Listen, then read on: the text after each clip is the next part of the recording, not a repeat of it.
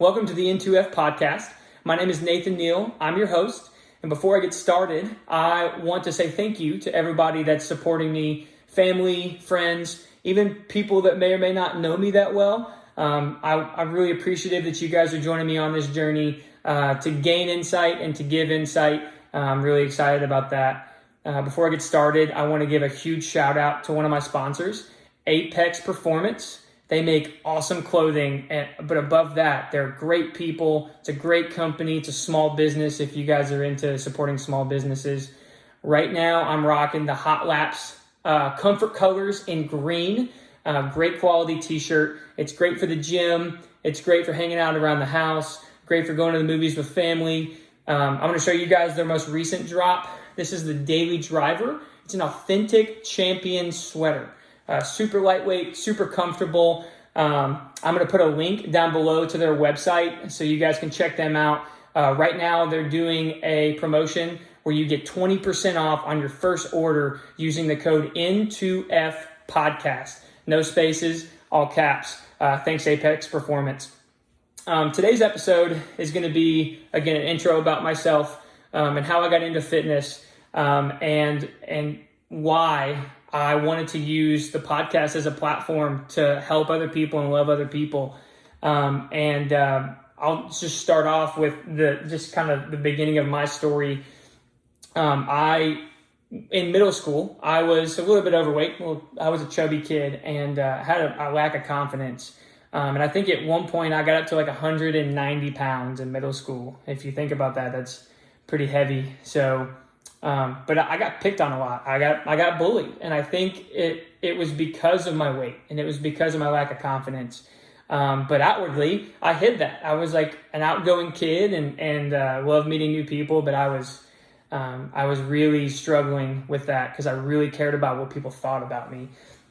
So I had to make a change, and I decided to start making changes to my diet and start getting introducing myself to fitness and just eating healthy and running every day and taking my health seriously. I got into my freshman year of high school, and I had lost 45 pounds.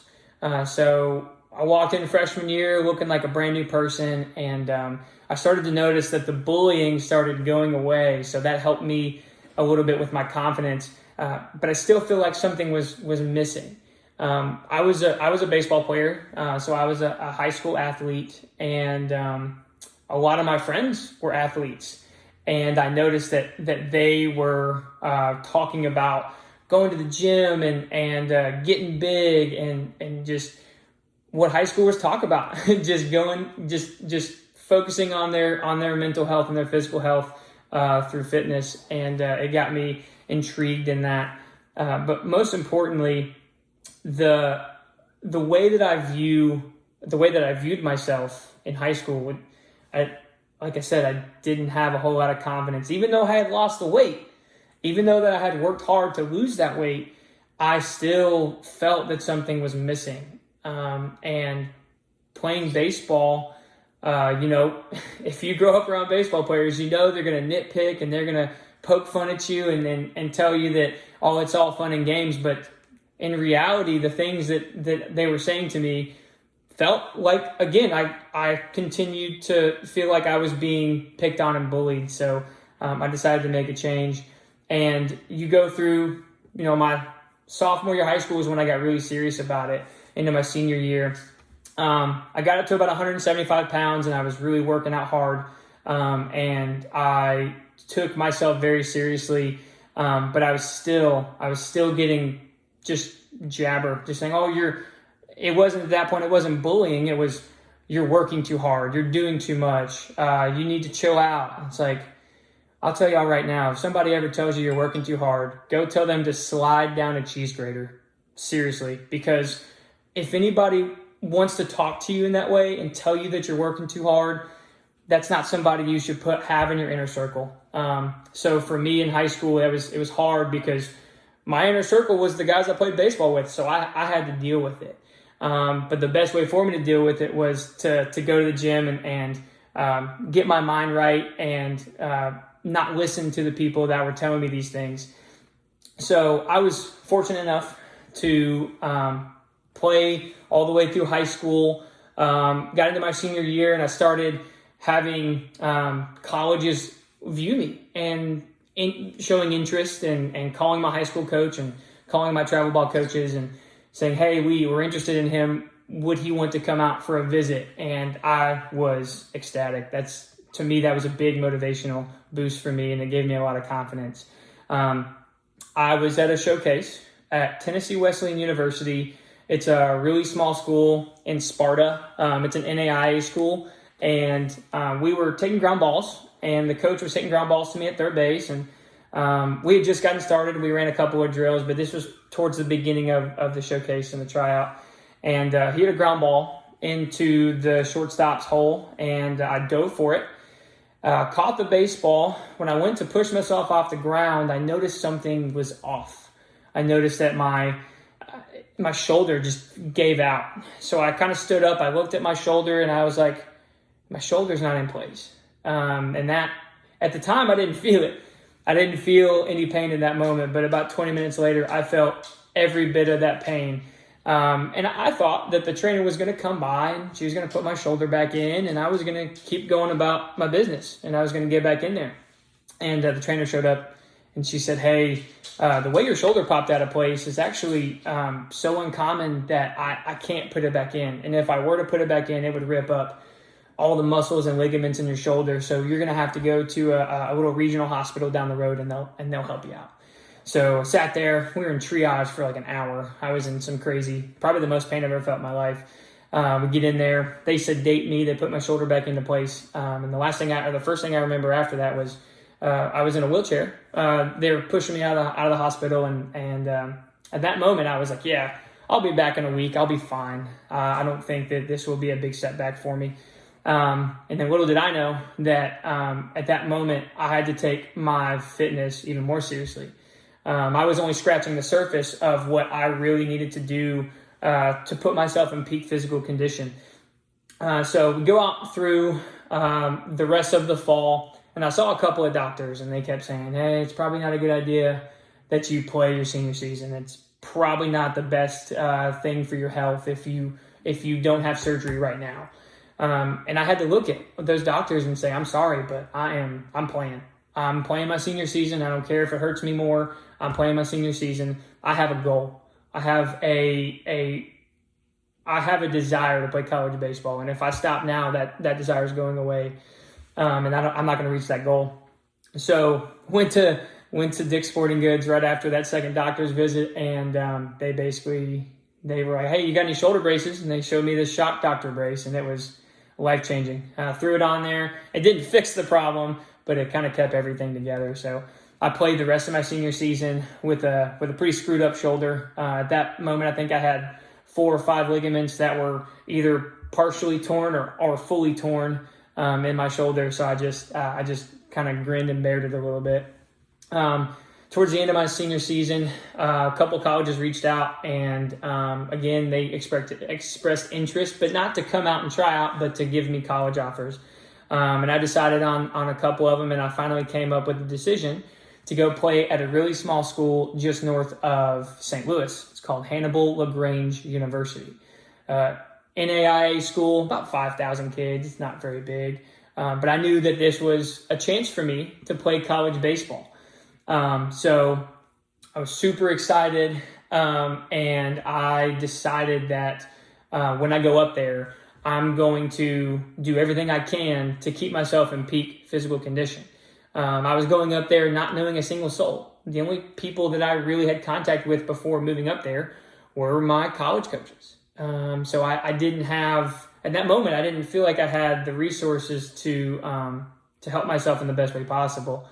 But when I got up there, I was pleasantly surprised. I had a lot of resources to help me with that, and the trainers and whatnot were really awesome, helping me recover. And the coach called me into his office right before, I would say, probably about 4 weeks to 6 weeks, like into the fall. So the season wasn't until the next spring. And coach called me into his office, and he was like, hey, we know your shoulder's kind of funky right now, like you're still rehabbing. I think you're going to come back strong, but I think it's probably a better idea to redshirt you. And so this season you'll be kind of hanging out off to the side. You can play in a handful of games and you can have some at-bats, but we're probably not going to end up starting you because of that. And it hurt a little bit because I knew that my chance to be able to present myself and show myself was starting to dwindle down. And the whole point of me going to that school was to go in and compete for a spot and start as a freshman. And when that opportunity was presented to me to redshirt, I started working harder. I continued to get better and showed my coaches that I was getting better. And I was just proving to them that even though I have this injury and I had the surgery and all that good stuff, like I can work through this. But in the midst of all that, while I was working on my craft with baseball, I was neglecting my athletics, or I was neglecting my academics. And when you're a scholarship athlete, in order for you to keep that first part of that sentence, scholarship, you got to keep the grades. And I didn't. I was going to class, but I wasn't paying attention. Eventually, I just didn't go to class.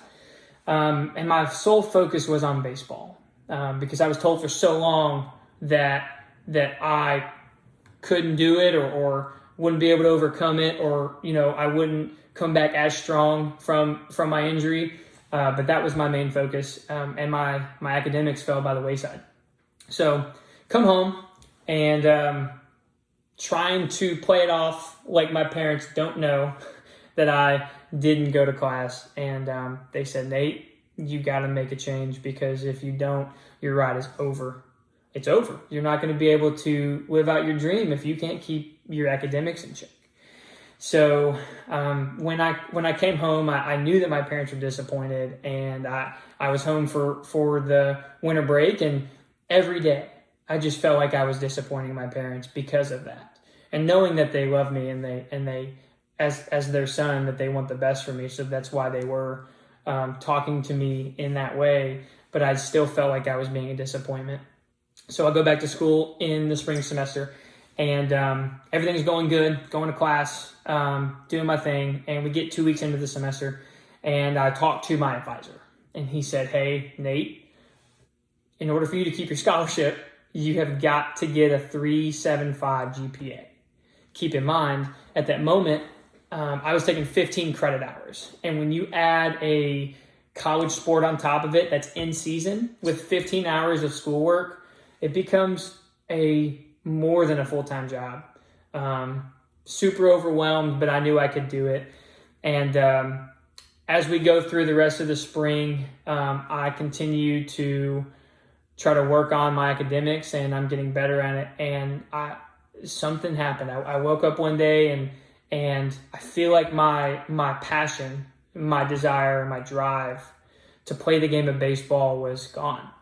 To this day, I could not explain to you what that is. I couldn't explain to you where it came from. But when I decided that I didn't want to play college baseball anymore, I started talking to some of my buddies on the team, and they said, hey, do whatever makes you happy, but I feel like you're just being irrational. So kept going through the motions, and not really I was taking advantage of the time that was given to me, and I was overlooking all of it. So I went into a rut, and I got to this downward spiral where I thought that I was just disappointing everybody. Because for the longest time, a lot of my family and friends knew me. If someone asked about me, it was always, how's Nate doing with baseball? So that was the main thing that was surrounding my life.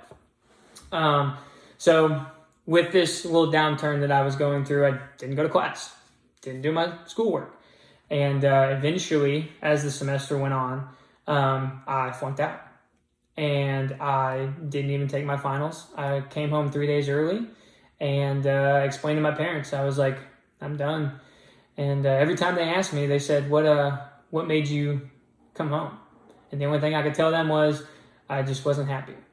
Well, as I go on from that point in my life, I began to recognize that I was homesick. I didn't want to be there. Not anything against the university or the people, but I just didn't want to be there. And I wanted to be around my family more. But there was way more productive ways to take advantage of that. And I could have easily gone through my academics, gone through baseball, and just grin and bared it. But I was jaded. I was very, I would say depressed, just not being around my family. And it was a hard transition for me. So when I moved home, that depression got worse. And I wasn't the type that when I was depressed, I didn't have that motivation of not doing anything. It was the motivation of doing things that aren't productive. And I would fill the void of not loving the game of baseball anymore with, drugs and drinking and partying and spending time with friends that quite honestly weren't very productive for my mental health. Love those people to death, but I think at the time where my head was, I did not. Those are the people that I shouldn't have been around. I should have surrounded myself with better people. So when I came back home, I started getting back involved with Full Count Ministries. And for those that don't know, it's a baseball ministry based out of Hendersonville, Tennessee. And I had been a part of Full Count since I was a sophomore. Played in their Full Count Fall Baseball League and been on mission trips with them. Really enjoyed that experience. But when I was away in Missouri, didn't have that connection like I did. So it was nice to come back to those people to the men that poured into me. So it got a little bit positive, went on a upward turn, and I continued to seek out, going to school. So I went to Vol State and did some classes and still could not keep my academics up. Something in me I just felt empty. I didn't have any drive or desire. So as I'm going through this depressive time in my life, I realized that the only thing that keeps me going is drinking and partying, staying out late, and just not being a good son, not communicating well. And it's hard to, as a kid at that moment, I was 20 years old. It's hard at that moment to see that and make a change because you're 20. You just want to go do whatever's fun. So I went through this whole depressive bout, and I finally was like, you know what? Like, I'm going to throw a party. Threw a party at my parents' house when they were out of town. And long story short, invited a bunch of people and ended up not having any fun at all. I wouldn't recommend that anybody doing that ever. And I was like, you know what? I'm going to clean up. I'm going to clean this up. My parents will never know the wiser. I'll be fine. I was wrong, because when my parents came home, they were like, you had a party. I'm like, no, I didn't. I played it off. I lied to them. I lied to them 3 separate times. And they finally caught on, and they were like, Nate, something's got to change. This is getting out of hand. I could see the disappointment in my parents' eyes. Both my parents crying, recognizing that their son was becoming nothing and wasting his time. And that was hard. It wasn't as hard as when my parents came to me and said, Nate, we're kicking you out of the house. You have until Friday to be out of here. We're not going to tell you when you're going to come back, if you even come back, but you're kicked out of the house for now. And that was, at the time, I didn't care. I was 20. I knew I could find somewhere to crash for a while, and I'd be fine.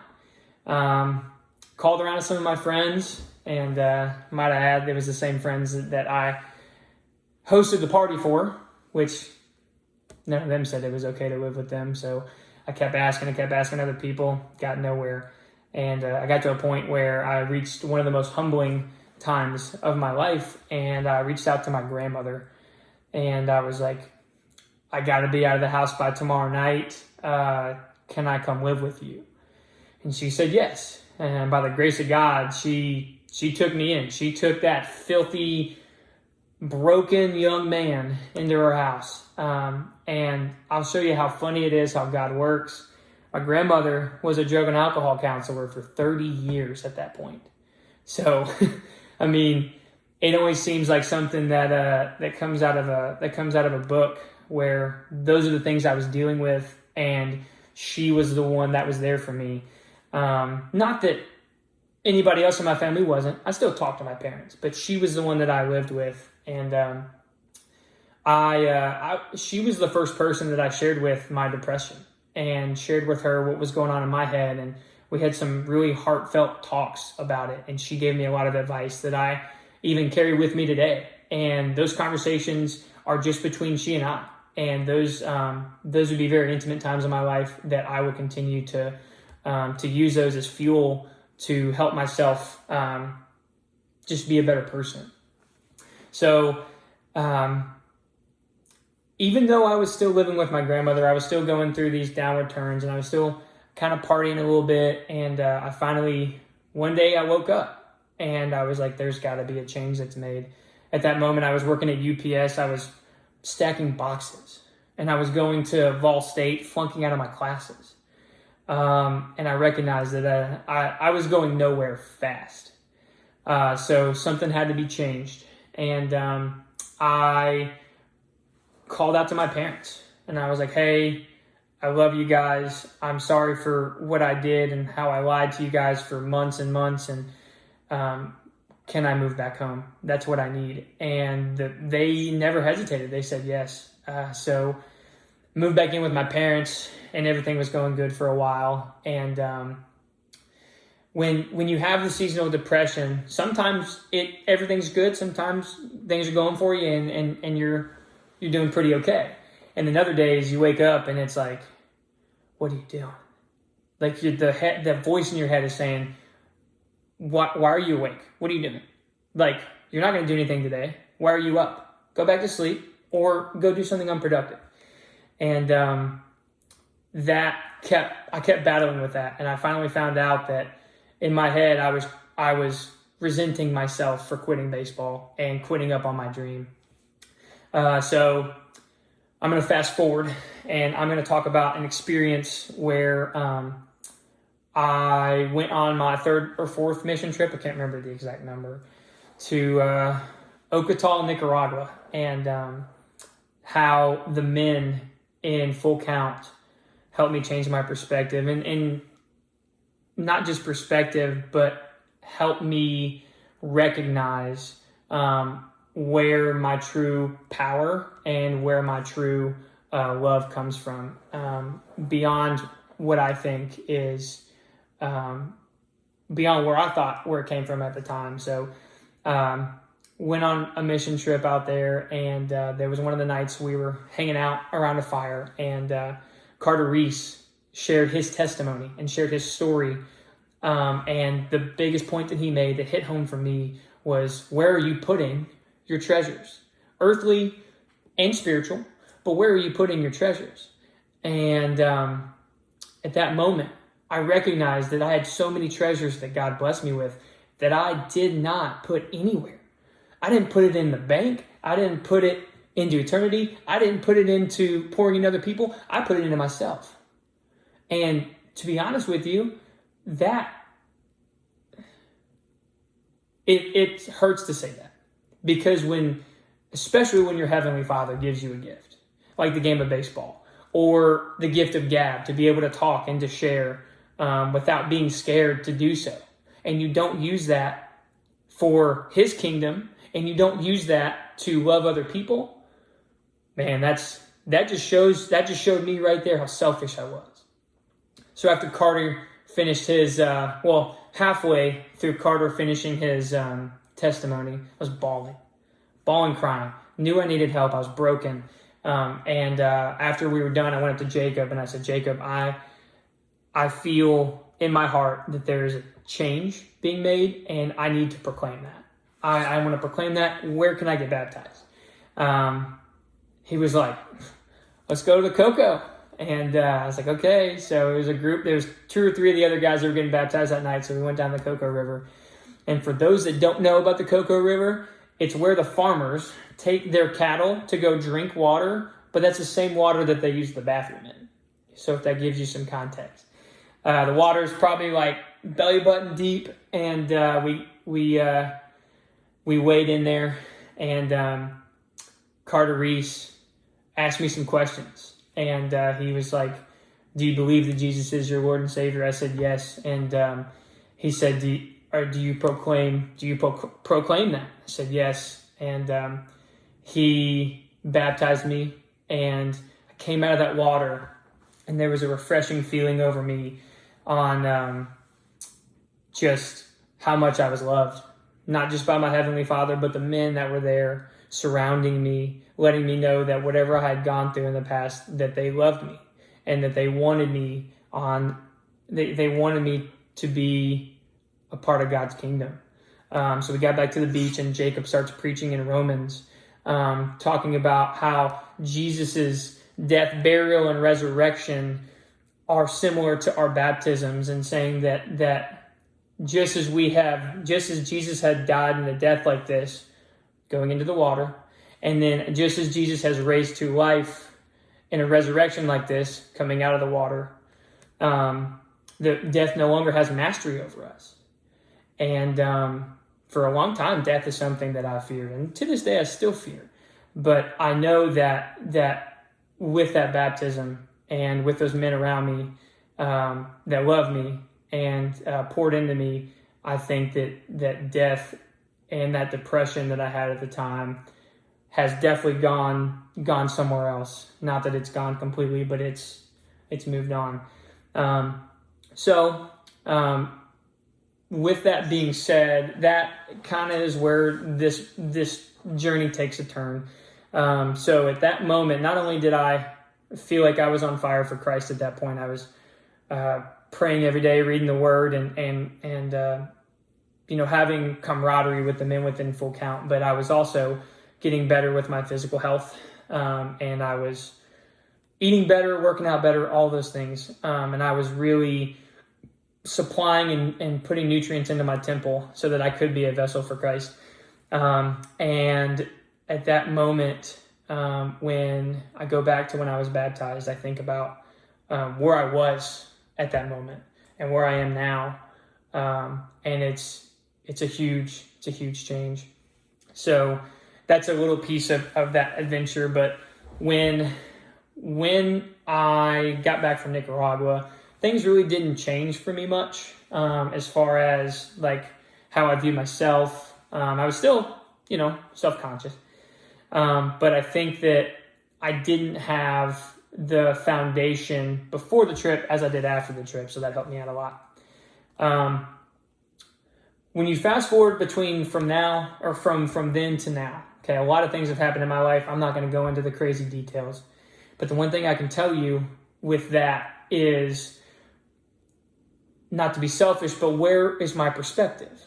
Where did my mind go from being that kid that was drinking, partying, and doing unproductive things all the time, to now with a beautiful fiance and a new home and a family that still loves me more today than they did yesterday? And why am I so blessed? Why is it that there are people that I know that I love and cherish, but they may or may not feel that same way? I think that this podcast is a great platform for that and to share my story.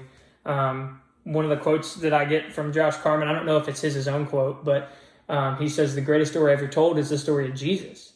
The second greatest story ever told is your story." And that story that everybody can tell, it will hit somebody. And with this podcast, I think that if I can reach one person, regardless of where they live or what their conditions are, if I reach one person and help them through whatever they're going through, I think that that's a plus. I think that there are many podcasts out there that do just that, but in our community, not that I know of, in our community, I wanted to be that light in the community with the podcast. But overall, in regards to my fitness, I think that when I started pushing out all of the depressive things that I had in my life and started filling them with going to the gym every day, having a set schedule, getting a big boy job, and understanding that my thoughts, actions, and reactions affect everybody around me, not just me. And I started taking life a little bit more seriously with the way that I use the gym. In my perspective, to me, that's a tool. It's a tool for me to be able to, if you will, exercise some of the demons in my life, the things that I deal with on a daily basis. And just because I tell you that I've moved on from some of those depressive states and that depressive mindset, it doesn't mean that it doesn't come back. And that doesn't mean that there's things that I still don't deal with, that I try to fill voids for. But the gym to me is a tool, and not only is it a tool for myself, but it's also a great just catalyst for everybody to be able to exercise your body, but at the same time exercise your mind, and give yourselves a good foundation up here to fight whatever comes your way. Because life is about little battles. We have small battles every day. Something happens that's a small battle that we get over.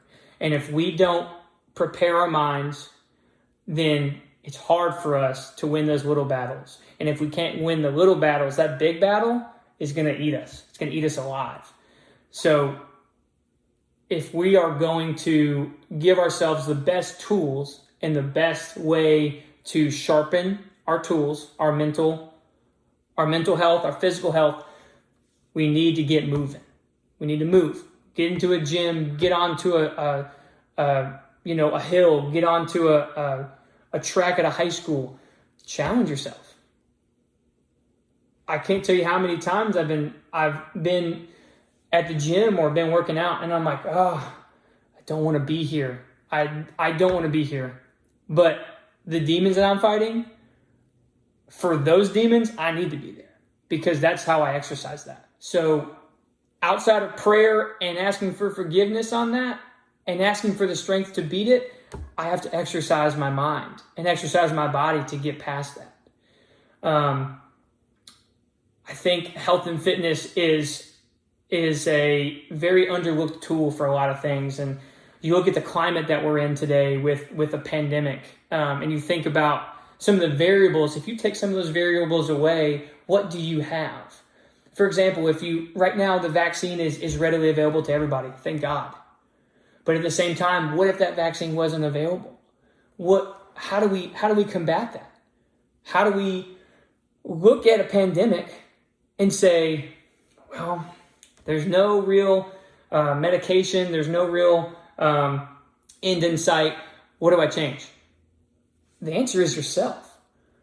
If there's no vaccination available for you, we've got to fix this and this.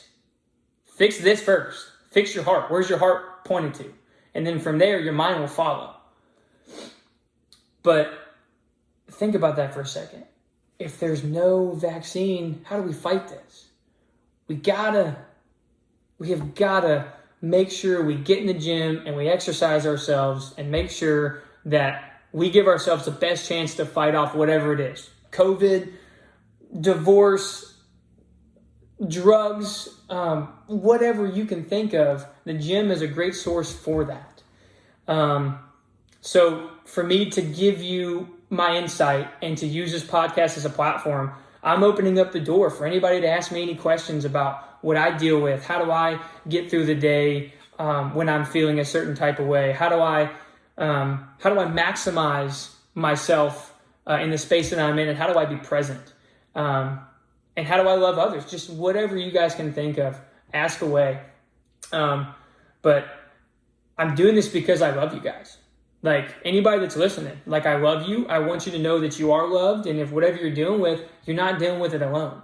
And I think that you can make a huge argument that if you use your mind and your body as a temple and you take care of that temple, good things will start to manifest themselves because you are taking care of yourself. Wow, I just spouted off real fast.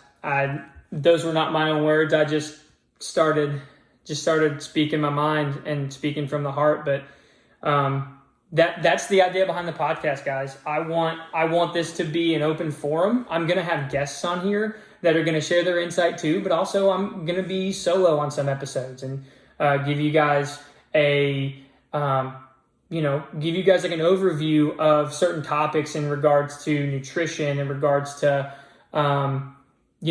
different mental health exercises and just, I can't even go into all the detail, but it's going to be really beneficial, not only for you guys, but for me especially.